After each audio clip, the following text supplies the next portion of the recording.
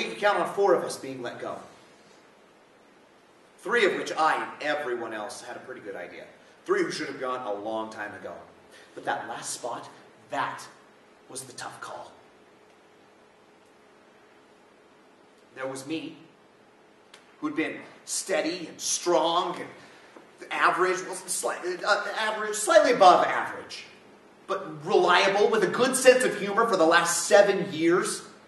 Well-liked, and I liked everyone, well, almost everyone. There was this woman, a couple years younger than me, came in with a wave of new hires about 4 years back. Just plain vicious. Talk about cliches, she was a walking one. With the whole business suit, the blunt cut hair thing going on. I don't even ever remember seeing her smile. You know what I'm talking about? But she knew her stuff. We all knew it, I knew it. She knew it, and she reveled in it. Oh, the facts, the figures, the numbers. Well, we'd gotten off badly. Well, I made a mistake once, actually.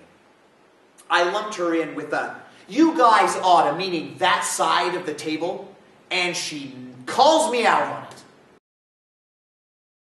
No back to it at all, not any sleeves, just very little on top, but chic too, right? Classic lines. See, it's a dinner dress you wear out to dinner, dining.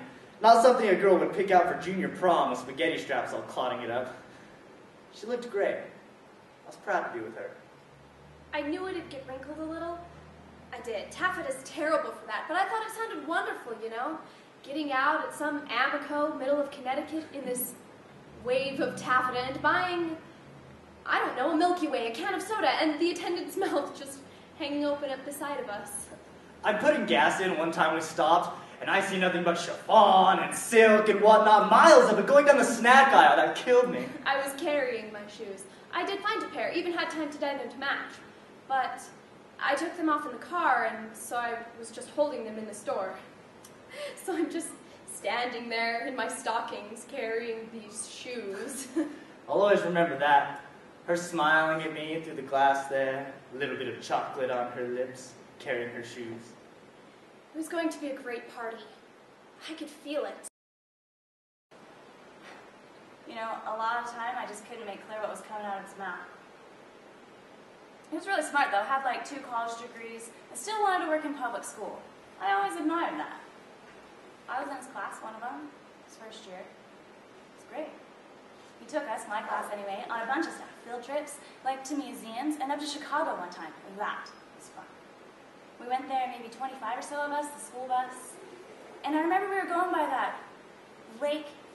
God, it was beautiful. My teacher looked back, he was staying up by the driver, and saw all of us kids smashed against the windows and staring out. Every one of us with our eyes glued to the water.